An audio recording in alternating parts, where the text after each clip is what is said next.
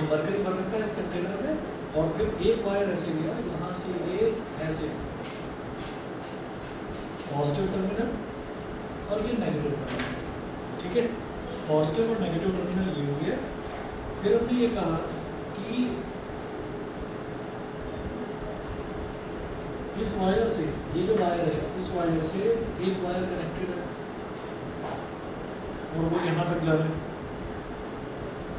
एक दूसरा wire connected है।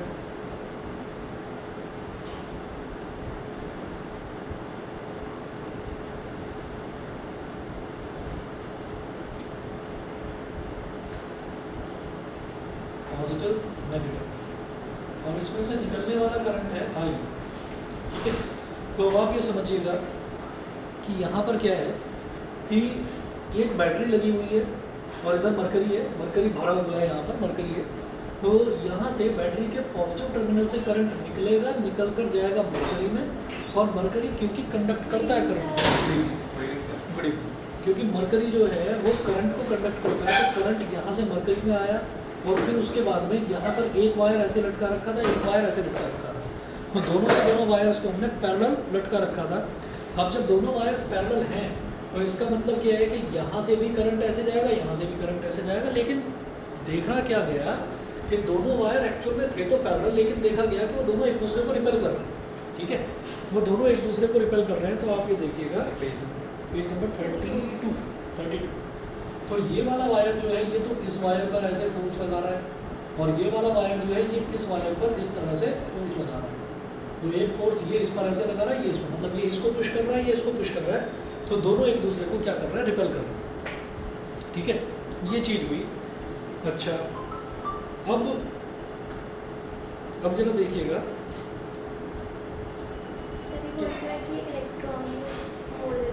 मैं भी बता रहा हूँ आपको। अब इसी तरीके से जो दूसरा है, two anti parallel carrying wires, anti parallel current carrying wires repel each other, ये एक दूसरे को रिपेल करते हैं। तो जो पैरेलल करंट कैरिंग वायर्स हैं वो तो अट्रैक्ट करते हैं, और जो एंटी पैरेलल वाले हैं वो रिपेल करते हैं।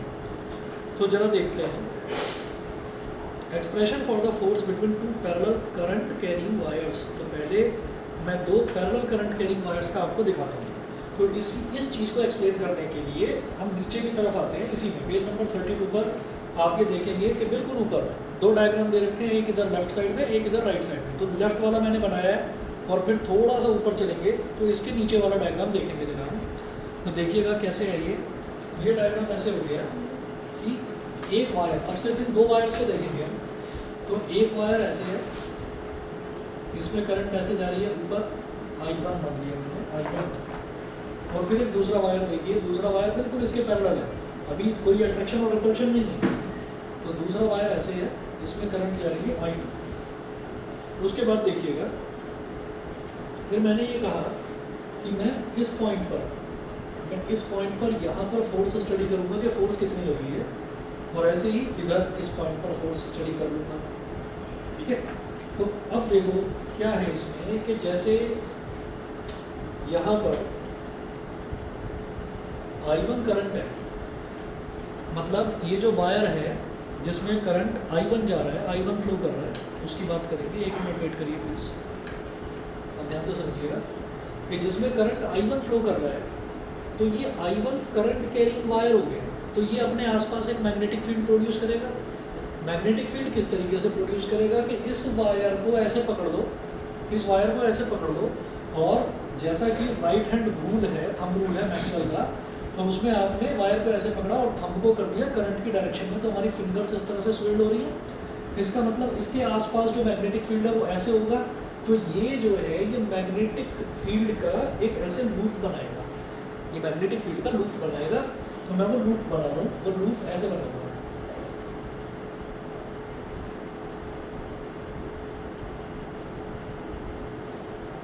समझ गए, ठीक है।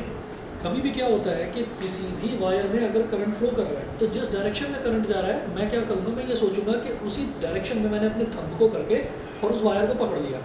तो जब उस वायर को पकड़ूंगा तो फिंगर्स जो इस तरह से स्विल्ड करेंगी, जो इस तरह से घूमेंगी, वही मेरा मैग्नेटिक फील्ड का डायरेक्शन होगा। तो आप ये देखिएगा कि मैंने इस वायर को पकड़ लिया, इस वायर को पकड़ने पर मैंने देखा कि हमारा जो मैग्नेटिक फील्ड है वो इस तरीके से स्वेल्ड कर रहा है। तो मैं ये जानना चाह रहा हूँ कि इस वायर की वजह से मैग्नेटिक फील्ड इस वायर पर कितना है। तो हम ये कहेंगे कि अगर इस पॉइंट पर देखा जाए तो मैग्नेटिक फील्ड ऐसे होगा अंदर की तरफ, और इसको हम लिखेंगे B1, क्योंकि this magnetic field is created because of current I1। ये I1 करंट की वजह से प्रोड्यूस हुआ है, तो ये B1 होगा। अभी आएंगे उस मैग्नेटिक फील्ड पर आएंगे।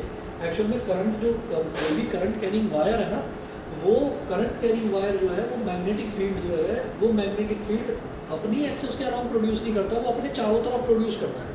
ठीक है, अपने चारों तरफ प्रोड्यूस करता है। तो ये वाला वायर जो है ये मैग्नेटिक फील्ड यहाँ तक प्रोड्यूस करेगा। मैग्नेटिक फील्ड का मतलब मैग्नेटिक एरिया, किस एरिया तक करंट जा रहा है, मैग्नेटिक फील्ड जा रहा है। चलिए जी, तो ये तो हो गया B1। उसके बाद फिर एक बड़ी आसान सी बात है कि भाई ये कोई भी सर्कल है, जैसे मान लीजिए ये कोई सर्कल है, इस सर्कल में कोई इंसान दौड़ता जा रहा है, तो इसका मतलब कंटिन्यूसली उसकी वेलोसिटी चेंज हो रही है। लेकिन किसी एक पॉइंट पर अगर पूछा जाए कि भाई उसकी वेलोसिटी बताओ, तो वो कहाँ होती है, टेंजेंशियल डायरेक्शन में, टेंजेंशियल डायरेक्शन में होती है। तो भाई लगातार मैग्नेटिक फील्ड तो ऐसे जा रहा है,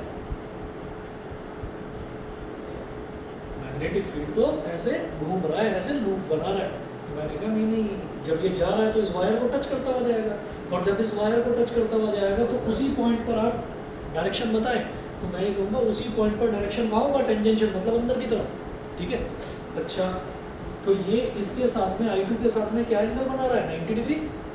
भाई ये वायर I1 ऐसे है, और इस पर यहाँ से ऐसे टक टक टक टक टक टक टक ऐसे घूमता हुआ मैग्नेटिक फील्ड आया, इसको टच करते हुए अंदर की तरफ टेंजेंशियल डायरेक्शन क्या हो गई, अंदर की तरफ हो गई। तो इसका मतलब क्या है, इसका मतलब ये है कि करंट ऐसे जा रहा है, मैग्नेटिक फील्ड ऐसे जा रहा है अंदर की तरफ, तो दोनों के बीच में एंगल कितना बन रहा है, 90 डिग्री।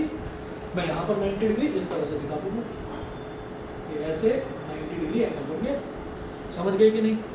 ठीक है, आया ना, बोलो, नहीं समझ में आया अभी? सर बस प्लान चाह रहा है। अरे वो तो मैं दिखा रहा हूँ, क्योंकि मैं अंदर की तरफ जाता हुआ दिखा नहीं सकता। भाई वायर है ना, तो वो उस पर ऐसे गोल गोल गोल गोल वो घूमता हुआ जा रहा है मैग्नेटिक फील्ड। तो इस पॉइंट पर जैसे ही टच करेगा, तो वो टच करके मैं कहूँगा इसी पॉइंट पर बताओ, तो इसी पॉइंट पर कहाँ जा रहा है, अंदर की तरफ टेंजेंशियल। तो एक लाइन जो अंदर जा रही है और एक लाइन जो ऊपर है, तो उसके बीच में 90 डिग्री का एंगल मैं टेढ़ा करके इसलिए दिखा रहा हूँ क्योंकि मैं अंदर की तरफ दिखा नहीं सकता उसको। ठीक है ना, 2 डायमेंशनल प्लेन है, 3D में होता तो हम दिखा देते हैं ऐसे घुमा कर उसको कि ये रहा। ठीक, तो 90 डिग्री का एंगल है। तो अब क्या करेंगे, अब भाई सीधी बात ये है कि अपनी फिंगर्स को स्ट्रेच करो, फिंगर्स को स्ट्रेच करो, और ये जो सेंट्रल फिंगर है, सेंट्रल फिंगर को कर दो करंट की तरफ, तो सेंट्रल फिंगर ऊपर, और ये जो मैग्नेटिक फील्ड है कहाँ जा रहा है, अंदर की तरफ, तो इसको ऐसे कर दो, मैग्नेटिक फील्ड अंदर की तरफ, सेंट्रल फिंगर ऊपर की तरफ, तो थंब का सीधा होता है, ऐसे कर दिया मैंने तो। अरे ठीक तो है, ऐसे ही रखो, ये बिल्कुल सही कर रखा तुमने। अब क्या करो कि ये जो सेंट्रल फिंगर है, सेंट्रल फिंगर करंट की तरफ इंडिकेट कर रही है, तो इसको ऊपर कर दो पहले, सेंट्रल फिंगर ऊपर हो गई। अब मैग्नेटिक फील्ड अंदर की तरफ कर रहा है, अब हाथ को ऐसे घुमा दो, बस बस बस, बिल्कुल सही है। मैग्नेटिक फील्ड अंदर की तरफ, सेंट्रल फिंगर ऊपर की तरफ, तो थंब कहाँ है, इस तरफ, थंब इस तरफ हो गया, थंब इस तरफ है, तो इसका मतलब इस वायर पर, इस पॉइंट पर एक फोर्स लग रही है अंदर की तरफ, इस वायर पर इस तरफ ये फोर्स खींचेगी। समझ गए कि नहीं? बताओ भाई, अभिनव, अक्षत, अवंतिका, भूमिका, गुनीत, कनिष्क, सभी को क्लियर है? बिल्कुल सही, ये इस वायर के मैग्नेटिक फील्ड की वजह से इस तरफ ये खींच रहा है। सर इसके पास भी तो होगा। अरे आ रहा हूँ उस पर, आ रहा हूँ, पहले ये बताओ ये समझ में आया कि नहीं? ठीक है, तो इस वाले फोर्स को हम बोलेंगे F2, क्यों? क्योंकि ये फोर्स लग किस पर रहा है, करंट I2 वाले वायर पर, सेकंड वायर पर। ठीक है, अब आ जाते हैं तुम्हारे वाले पॉइंट पर कि भाई जब ये एक मैग्नेटिक फील्ड प्रोड्यूस कर रहा है और वो मैग्नेटिक फील्ड यहाँ असर दिखा रहा है, तो ये वायर भी तो मैग्नेटिक फील्ड प्रोड्यूस करेगा, वो इधर असर दिखाएगा। हमने कहा बिल्कुल दिखाएगा। तो भाई जरा देखिएगा, करंट I2 है, तो करंट I2 तो इसी तरीके से फ्लो करता हुआ जाएगा। तो फिर वही, अब याद रखना, लेफ्ट हैंड मत पकड़ लेना, लेफ्ट हैंड तो फ्लेमिंग का लेफ्ट हैंड रूल होता है, लेकिन मैक्सवेल का राइट हैंड थंब रूल होता है, तो राइट हैंड करना है। तो राइट हैंड से इसको पकड़ो, ऐसे पकड़ो कि करंट ऊपर जा रहा है, तो ये कैसे करेगा, ये भी इसी तरीके से, ये भी इसी तरीके से जैसे ये जा रहा था। तो इस तरीके से आपका ऐसे टक टक टक टक टक टक टक टक टक टक टक टक ऐसे घूम जाएगा मैग्नेटिक फील्ड, मैग्नेटिक फील्ड घूम गया, तो मैग्नेटिक फील्ड ऐसे गया, फिर घूमकर ऐसे आया वापस, तो इस पॉइंट पर मैग्नेटिक फील्ड कहाँ आएगा बता दो जरा। वो ऐसे जा रहा है, ऐसे टक टक टक टक टक टक टक टक टक घूमते हुए आया, तो इस पॉइंट पर देखेंगे तो टेंजेंशियल कहाँ आएगा, बाहर की तरफ। समझ रहे हैं भाई, सर्कल ऐसे ऐसे ऐसे ऐसे ऐसे ऐसे घूमता हुआ आया, इसकी वजह से जो मैग्नेटिक फील्ड है, तो इस पॉइंट पर जब टच करेगा तो टेंजेंशियली कहाँ आएगा, आउटवर्ड्स, बाहर की तरफ। तो इसलिए उस बाहर की तरफ वाले को मैं दिखा नहीं सकता, तो उसको एक टेढ़ी लाइन से रिप्रेजेंट कर देंगे। दिस टेढ़ी line is called magnetic field due to current I2, तो इसलिए इसको क्या बोलेंगे, V2, मैग्नेटिक फील्ड V2। ठीक है, करंट कहाँ जा रहा है, ऊपर की तरफ, I1 ऊपर की तरफ। और याद रखें I1 और V2 में एंगल कितना बनेगा, 90 डिग्री, 90 डिग्री, क्योंकि टेंजेंशियली यूँ आ रहा है बाहर की तरफ। करो भाई फिंगर स्ट्रेच, फिंगर स्ट्रेच करते ही क्या हो गया कि मेरा मैग्नेटिक फील्ड ये बाहर की तरफ आ रहा है, तो ये जो इंडेक्स फिंगर है इसको रखो बाहर की तरफ, बाहर की तरफ, और सेंट्रल फिंगर को, इंडेक्स फिंगर को बाहर रखते हुए सेंट्रल फिंगर को ऐसे कर दो ऊपर। तो इंडेक्स फिंगर बाहर की तरफ, सेंट्रल फिंगर ऊपर की तरफ, थंब किधर, थंब किधर, अंदर की तरफ। ठीक है ना, नहीं समझे अभी भी, ठीक है। फिंगर स्ट्रेच करो, फिंगर स्ट्रेच कर रखा है। अच्छा, अब करंट का सेंट्रल फिंगर ऊपर की तरफ कर दो, हो गया, ऊपर ऊपर सेंट्रल फिंगर, सेंट्रल फिंगर वो इंडेक्स है बेटा, सेंट्रल फिंगर ऊपर की तरफ, और ये जो इंडेक्स फिंगर है इसको कर दो बाहर की तरफ। सेंट्रल फिंगर ऊपर की तरफ, ये बाहर की तरफ, तो थंब कहाँ, अंदर की तरफ। तो थंब कहाँ पर हो रहा है, अंदर की तरफ। समझ रहे हैं, मैं इस तरीके से इसको एडजस्ट करके देखूंगा कि सेंट्रल फिंगर ऊपर की तरफ, मैग्नेटिक फील्ड बाहर की तरफ, बिल्कुल सही। तो थंब कहाँ पर हो गया, अंदर की तरफ। ठीक है ना, तो थंब अंदर की तरफ, तो भाई ये फोर्स कितनी लग रही है यहाँ पर, F1 अंदर की तरफ। तो ये वाली फोर्स इसको अंदर की तरफ खींचेगी, ऐसे इस वाले पर भी फोर्स अंदर की तरफ खींचेगी, तो वायर थोड़े से टेढ़े हो जाएंगे। करंट तो इधर जा रहा है तो फोर्स तो दूसरी डायरेक्शन में। अरे नहीं ना, फ्लेमिंग का लेफ्ट हैंड रूल है, कायनात को मत बदलो, ऐसे ही लगता है। ठीक है, समझ में आ गया।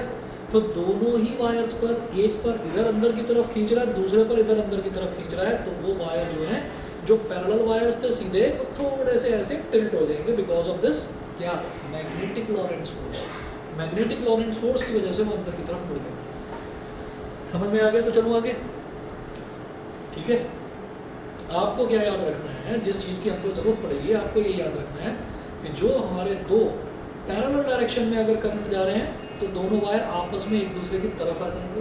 ठीक है, थोड़ा सा अट्रैक्ट करेंगे एक दूसरे को, और अगर एंटी पैरेलल जा रहे हैं तो रिपल करेंगे, पुश करेंगे। सर जब वो अट्रैक्ट करेंगे तो एक साइड ही क्यों होगी सर, ऐसा मतलब नहीं, वो क्या है ना कि ये वाली साइड जो है ना जुड़ी हुई है, ये वाली साइड जुड़ी हुई है, तो वो इधर से आ नहीं सकते, और ये वाली साइड जो है वो फ्री है, तो इस वजह से उसका असर यहाँ पर दिखाई देगा, फ्री साइड। समझ गए, ये है चक्कर।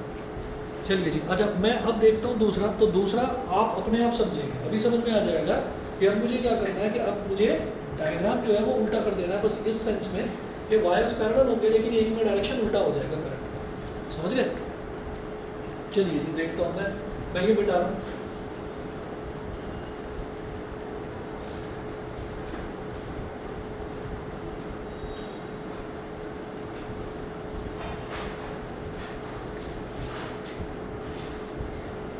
चलिए जी, तो अगला डायग्राम देखिएगा।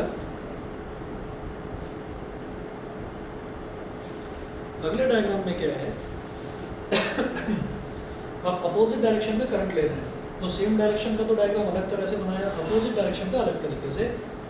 अपोजिट डायरेक्शन में जो करंट है उसके वायर्स को साथ में चिपका नहीं सकते, क्यों, ब्लास्ट हो जाएगा। करंट सेम डायरेक्शन में जाना ज़रूरी होता है। ठीक है, तो इसका डायग्राम थोड़ा सा फर्क होगा, उसमें देखिए कैसे। ये हमारा एक कंटेनर हो गया, इस कंटेनर के अंदर हमने क्या भर रखा है, liquid non metal, liquid metal sorry,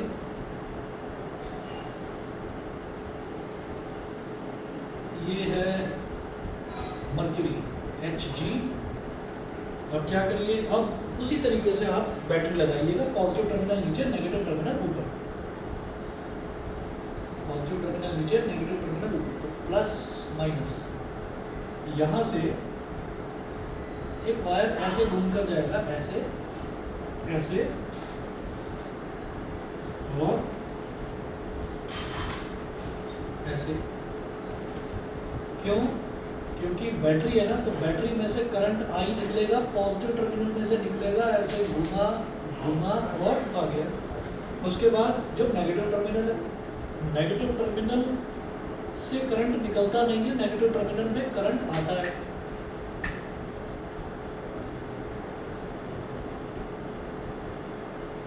तो क्या हुआ, ये भी आई ही होगा जो आएगा इसमें।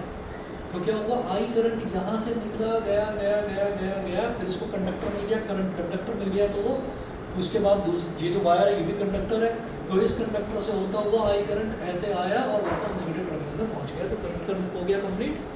ठीक है, अब आप देखिएगा यहाँ पर हमने देखा two anti parallel current carrying wires repel each other. तो ये जो एंटी पैरेलल हैं ये एक दूसरे को रिपेल करेंगे, पुश करेंगे, चल भाई तू दूर हो तू दूर हो। ठीक है, अब इसी जगह से क्यों कर रहे हैं, क्योंकि ये अगेन ये दोनों एंड्स जो हैं ये फ्री हैं, तो इस वजह से यहाँ पर भी रिपेल करते हुए नजर आ रहे हैं। डायग्राम बनाऊंगा बिल्कुल इसी के जैसा, जहाँ पर अटको पूछना प्लीज। ठीक है, सर ये क्यों करेंगे रिपेल? अभी बता रहा हूँ ना, अब मैग्नेटिक फील्ड की डायरेक्शन चेंज हो जाएगी, तो मैं इधर से ये मिटा रहा हूँ। अब जो डायरेक्शन है करंट की, पहले क्या था, पैरेलल वायर्स में दोनों में करंट की डायरेक्शन सेम थी, अब एक में उल्टा है। हमने कहा एक वायर तो ये हो गया, ठीक है, दूसरा वायर ये हो गया, ठीक है, तो ये वाला जो वायर है इसमें तो करंट की डायरेक्शन मैंने ऊपर की तरफ ली है। चलो डायग्राम से उल्टा बना हुआ है, ये जो हमारा डायग्राम है ना ये मैंने इससे उल्टा बना रखा है, कोई बात नहीं, मतलब हमको ये दिखाना है कि अपोजिट डायरेक्शन में, तो एक में डायरेक्शन ऐसे करंट की और एक में डायरेक्शन ऐसे करंट की। अब करंट की डायरेक्शन ऐसे है, इसको I1 बोल दो, इसको I2 बोल दो, ये I2 नीचे इस वजह से लिखा ताकि वो वहाँ पर कन्फ्यूजन ना पैदा हो। तो भाई फिर क्या काम करना है, ये जो I1 है, I1 में करंट हमारा ऐसे जा रहा है, तो इसका मतलब फिंगर्स इस तरीके से स्विंग करेंगी, इस तरीके से घूमेंगी। चलिए फिंगर्स ऐसे घूमी तो इसका मतलब मैग्नेटिक फील्ड ऐसे गया, गोल लूप बनाया, टक टक टक टक टक टक टक टक कंप्लीट हुआ। तो जैसे यहाँ पर टच करता हुआ जाएगा, तो जब यहाँ पर टच करता हुआ जाएगा तो इस पॉइंट पर जब इसने टच करा मैग्नेटिक फील्ड में, तो ये ऐसे गया, इस पॉइंट पर टच करेगा तो कहाँ जाएगा, अंदर की तरफ, बिल्कुल वैसे ही जैसे पहले हुआ था। चलो जी, मैग्नेटिक फील्ड गया अंदर की तरफ। ठीक है, इसको क्या बोलेंगे, ये मैग्नेटिक फील्ड किसकी वजह से है, I1 की वजह से, तो इसको मैं बोलूँगा B1। ठीक है, अब जरा देखो B1, तो ये पूरा का पूरा वायर, इसमें तो करंट I2 जा रहा है ना। ठीक है, तो इस पॉइंट पर भी अगर मैं देखूँ इस वायर में तो करंट I2 ही होगा, तो यहाँ पर I2 और B1 के बीच में बनने वाला एंगल 90 डिग्री, क्योंकि B1 कहाँ है, अंदर है। ठीक है, तो स्ट्रेच कर लो फिंगर्स को ऐसे, सेंट्रल फिंगर इज करंट, तो करंट तो नीचे की तरफ है, बिल्कुल सही है, और index finger is magnetic field, magnetic field कहाँ है, अंदर की तरफ, घुमा दो अंदर, अंदर घुमा दिया तो थंब कहाँ लग रहा है, थंब कहाँ है, बाहर की तरफ, भाई इंडेक्स फिंगर अंदर की तरफ, सेंट्रल फिंगर नीचे की तरफ, तो थंब इस तरफ, इसका मतलब फोर्स किधर लगी, इधर लगी। कौन से वायर में है ये फोर्स, I2 में, तो F2 इस डायरेक्शन में। समझ गए? ठीक है, दोबारा से समझो। हमने ये कहा कि ये जो करंट, इस वाले वायर में जो करंट है I1 करंट नीचे से ऊपर जा रहा है, तो जब भी मैं करंट की वजह से मैग्नेटिक फील्ड का डायरेक्शन निकालता हूँ तो मैं क्या करता हूँ कि मैं इसको ऐसे पकड़ देता हूँ। तो मैंने इसको ऐसे पकड़ लिया, ऐसे पकड़ने से फिर हमने देखा कि हमारा जो फिंगर्स हैं, फिंगर्स इस तरीके से घूम रही है गोल गोल, तो फिंगर्स ने इस तरीके से घूमना शुरू करा, तो इसका मतलब मैग्नेटिक फील्ड की डायरेक्शन ये है। तो मैग्नेटिक फील्ड ऐसे गया, ऐसे गया, ऐसे गया, तो घूमते हुए गया, तो जब इस पॉइंट पर टच करेगा मैग्नेटिक फील्ड तो कहाँ जाएगा, अंदर की तरफ। ठीक है, तो मैग्नेटिक फील्ड टेंजेंशियली जाएगा अंदर की तरफ, तो B1 तो अंदर की तरफ चला गया और करंट नीचे की तरफ है। फिंगर्स को ऐसे आप स्ट्रेच करिए फ्लेमिंग लेफ्ट हैंड रूल लगाते हुए, और मैग्नेटिक फील्ड यानी कि इंडेक्स फिंगर अंदर की तरफ, सेंट्रल फिंगर नीचे की तरफ, तो थंब कहाँ, इस तरफ। ठीक है, हमारा फोर्स उस पर इस तरह ऐसे लग गया। अब आ जाओ इस वाले वायर पर, अब इस वाले वायर पर आ जाए तो इसके करंट की वजह से हम बात करते हैं। तो फ्लेमिंग वो मैक्सवेल का राइट हैंड रूल, तो right hand rule, right hand निकालना, लेफ्ट नहीं। तो राइट हैंड रूल में क्या है कि आपने थंब को उस डायरेक्शन में करा जिस डायरेक्शन में करंट है, तो फिंगर्स ऐसे एनसर्कल कर रही हैं ऐसे, तो इसका मतलब अब फिंगर्स ऐसे एनसर्कल कर रही है तो ऐसे जाएगा आपका मैग्नेटिक फील्ड। मैग्नेटिक फील्ड ऐसे गया, यहाँ से निकला, ऐसे ऐसे ऐसे ऐसे ऐसे, ये कंप्लीट हो गया। मैग्नेटिक फील्ड का डायरेक्शन अब इस तरीके से ऐसे घूम रहा है।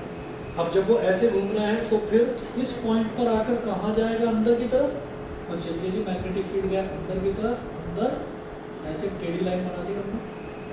ठीक है, तो ये मैग्नेटिक फील्ड किसकी वजह से, I2 की वजह से, तो इसलिए इसको क्या बोल दिया, V2। इस पॉइंट पर करंट की डायरेक्शन क्या है, ऊपर की तरफ, तो हमारा I1 ऊपर की तरफ, I1 और V2 के बीच में एंगल बन रहा है 90 डिग्री। तो ये 90 डिग्री हमारा एंगल हो गया, समझ गए। अब फोर्स की डायरेक्शन निकालनी है, तो फिर लेफ्ट वाले हैंड की फिंगर्स को स्ट्रेच करो। तो लेफ्ट हैंड की फिंगर्स को स्ट्रेच करने का मतलब भाई मैग्नेटिक फील्ड अंदर की तरफ, तो इंडेक्स फिंगर V2 हमारा अंदर की तरफ, लेकिन करंट तो ऊपर की तरफ है, तो ऐसे घुमाओ, करंट ऊपर की तरफ, अरे करंट ऊपर की तरफ, तो फोर्स कहाँ लग गया, बाहर की तरफ, ठीक है ना। मैग्नेटिक फील्ड अंदर की तरफ, करंट ऊपर की तरफ, तो फोर्स कहाँ, बाहर की तरफ। तो इसका मतलब यहाँ पर फोर्स क्या लगा, I1 में F1 ये लगा बाहर की तरफ। तो भाई ये भी बाहर की तरफ खींचेगा, ये भी बाहर की तरफ खींचेगा, तो अल्टीमेटली देखने में ऐसा लगेगा जैसे वायर एक दूसरे को रिपेल कर रहे हैं। F1 होगा ना भाई, इस वाले में I1 वाले में इस पर जो फोर्स लग रहा है वो तो F1 है ना। वो हमने इसको V2 इस वजह से बोला है कि यहाँ मैग्नेटिक फील्ड लगा ही I2 की वजह से, ठीक है। यहाँ जो ये फोर्स लग रहा है ये इन दोनों की वजह से लग रहा है, I1 और V2 की वजह से। मतलब मैग्नेटिक फील्ड भी अब इसी का है और करंट भी इसी का है, तो इसलिए मैंने उसको F1 बोल दिया। क्लियर है। ऑनलाइन वाले बच्चे बता दें समझ गए कि नहीं, ठीक है ना। तो इन दिस वे ये दोनों रिपेल करते हैं। तो हमें बस ये कॉन्सेप्ट इसका समझना था कि किस तरीके से अट्रैक्शन होता है और किस तरीके से रिपल्शन होता है। तो फटाफट से जरा मैं आपको इसका ये पढ़कर बता देता हूँ। एक्सप्रेशन में दोनों में डायग्राम ये बना रखा है, parallel currents attract, page number 32 पर ही नीचे की तरफ, पैरेलल करंट्स अट्रैक्ट और एंटी पैरेलल करंट्स रिपेल। फिर वही चीज़ समझा रखी है, consider two long parallel wires AB and CD carrying currents I1 and I2, let R be the separation between them. The magnetic field produced by current I1 at any point on wire CD is, तो जो B1 है वो इन्होंने बोला, जो B1 है magnetic field वो कितना हो जाएगा, U0 I1 अपॉन 2πr। तो R क्या है, R यहाँ से इसके दोनों वायर्स के बीच का डिस्टेंस R। तो हम ये कहते हैं मैग्नेटिक फील्ड का जो लूप बन रहा है उसका रेडियस एक तरह से R हो गया, ठीक है। तो ये कहीं से नया नहीं आया। एक करंट कैरिंग वायर अपने आसपास जो मैग्नेटिक फील्ड प्रोड्यूस करता है उसका फॉर्मूला है mu naught I upon 2πr। इसका हम डेरिवेशन देख चुके हैं, तो वहाँ से डायरेक्टली मैंने लिख दिया, ठीक है। This field acts perpendicular to the wire CD and points into the plane of the paper. It exerts a force on current carrying wire CD. The force acting on length L of the wire CD will be, तो वो जो force लगती है वो force क्या होगी, force देख लीजिएगा। जैसे ये फोर्स F2 है, तो F2 को मैं क्या बोलूँगा, फोर्स F2 है, करंट कितना है I2, वायर की लेंथ ये वाला भी और ये वाला भी सेम लेंथ लेंगे L, I2 L, magnetic field कितना है, फोर्स F2 है, करंट I2 है, लेकिन मैग्नेटिक फील्ड तो B1 है ना, मैग्नेटिक फील्ड तो B1 है ना, तो I2 L B1, I2 L B1 और sign 90 degree, I2 L B1 और साइन 90 डिग्री। अब जरा देखिएगा साइन 90 डिग्री की वैल्यू कितनी होती है 1, तो F2 is equal to I2 L और B1 की वैल्यू कितनी है U0 I1 अपॉन 2πr। तो F2 कितना हो गया, U0 I1 I2 upon 2πr into L, U0 I1 I2 upon 2πr into L, समझ गए, ठीक है। तो ये F2 निकला, तो U0 I1 I2 upon 2πr into L आ गया। इसी तरीके से अगर मान लीजिए आप फोर्स पर यूनिट लेंथ निकालने लगेंगे, तो फोर्स पर यूनिट लेंथ कैसे निकलेगा, उसको स्मॉल f बोल देते हैं। तो वो कैसे निकलेगा, तो ये जो L है इसको यहाँ ले आइए, तो small f is equal to कितना हो जाएगा, F2 upon L, F2 upon L, F2 upon L कितना हो गया, U0 I1 I2 upon 2πr, U0 I1 I2 upon 2πr। तो अगर ये चीज़ आता है दिमाग में कि भाई मैंने F2 निकाल लिया, जरा मैं F1 तो निकालूं, तो F1 की वैल्यू कितनी आएगी, वो भी यही आएगी, ये जो F2 की वैल्यू आई है यही F1 की वैल्यू आएगी, निकाल कर फोर्स पर यूनिट लेंथ, मतलब मैंने क्या करा, मैंने इस वाले रिलेशन में मैं एल को यहाँ डिनोमिनेटर में ले आया, ठीक है। और ये जो F2 अपॉन एन आया ना रेशो, इसी को फोर्स पर यूनिट लेंथ को मैं स्मॉल एफ बोल देता हूँ, फोर्स पर यूनिट लेंथ को हम स्मॉल एफ बोल देते हैं। याद करिए स्मॉल टर्म जो है वो यूज ही पर यूनिट लेंथ या पर यूनिट वॉल्यूम के लिए करा जाता है। जैसे हम बोलते हैं कि total number of charge carriers को मैं बोलता हूँ कैपिटल एन, तो टोटल को हम क्या बोलेंगे, कैपिटल एन। लेकिन स्मॉल एन क्या होता है, स्मॉल एन होता है number of charge carriers per unit volume, है ना। तो पर यूनिट वॉल्यूम जो है वो हमारा हमेशा स्मॉल एन होगा, पर यूनिट लेंथ हमेशा हमारा स्मॉल एफ होगा। क्लियर है इतना? अच्छा, अब एक काम करते हैं, F1 निकाल के देखते हैं। तो F1 कैसे निकलेगा, ये फॉर्मूला कल मैंने प्रूव करा था। F1 कैसे निकलेगा, ILP sin थीटा, हमने देखा था। तो F1 इज इक्वल टू क्या हो गया, F1 इज इक्वल टू, जरा बताना F1 में करंट कितना फ्लो कर रहा है, I1। चलिए जी I1, दोनों पैरेलल या एंटी पैरेलल वायर्स हैं, सेम लेंथ के लिए, तो लेंथ कितना L, ठीक है। और उसके बाद इसमें मैग्नेटिक फील्ड कितना होगा, V2, मैग्नेटिक फील्ड होगा V2, यहाँ लिखिएगा V2। और एंगल तो भैया 90 डिग्री का बनी रहा है, ठीक है, एंगल तो 90 डिग्री का बनी रहा है, तो ILV2 sin 90 डिग्री। जैसे यहाँ पर क्या करा था, I2LB1, तो वहाँ I1LB2 sin 90 डिग्री, ये हो गया। तो जैसे B1 था mu naught I1 upon 2 pi R, B2 क्या होगा, mu naught I2 upon 2 pi R, B2 क्या होगा, mu naught I2 2 pi are. मेरी बात समझ में आ रही है? तो अब आप यहाँ पर वैल्यू डालो, F1 इज इक्वल टू क्या हो गया, I1L sin 90 तो 1 हो गया, और B2 की जगह क्या लिखेंगे, mu naught I2 upon 2 pi R. क्या बन गया, F1 is equal to mu naught I1 I2 upon 2 pi R, mu naught I1 I2 upon 2 pi R into L। तो ये हमारा F1 आ गया। तो F1 भी सेम आ रहा है जो F2 आ रहा है, और फोर्स पर यूनिट लेंथ निकालेंगे तो F1 आ जाएगा। और यहाँ पर सर तो ये दोनों फोर्स सेम है, दोनों के मैग्नीट्यूड सेम है, दोनों के मैग्नीट्यूड सेम है, लेकिन डायरेक्शन अलग अलग है, ठीक है। आप देख रहे हैं ना कि दोनों ही केसेस में क्या हो रहा है, एक केस में ये फोर्स F1 इधर लग रही है, एक केस में फोर्स F2 इधर लग रही है, तो दोनों के डायरेक्शन अलग अलग हुए। इससे पहले वाला पैरेलल केस था, तो उसमें भी एक फोर्स इस तरफ लग रहा था, एक फोर्स इस तरफ लग रहा था। तो वो ऐसे लगने की वजह से वहाँ पर अट्रैक्शन हो रहा था, ऐसे लगने की वजह से वहाँ रिपल्शन हो रहा है, तो दोनों ही फोर्स अपोजिट है। और वही चीज़ आगे दे रखी है कि when the currents in the two wires are in the same direction, the forces between them are attractive, so F1 is equal to minus F2, F1 vector is equal to minus F2। Magnitude दोनों का same है, हमने देखा F1 और F2 दोनों का magnitude same है, समझ रहे हैं। Similarly, when the currents in the two parallel wires flow in opposite directions, यानी कि anti parallel, the forces between the two wires are repulsive। ठीक है, इतना है, इतना आज कर लीजिए, बाकी कल की क्लास में आगे कंटिन्यू कराता हूँ, ठीक है।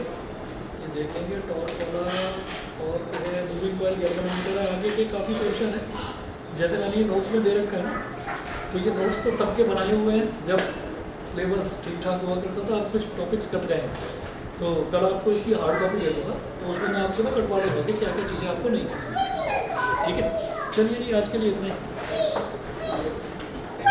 ओके। हाँ अक्षत क्या बोल रहे हो? Thank you. अच्छा ओके ओके।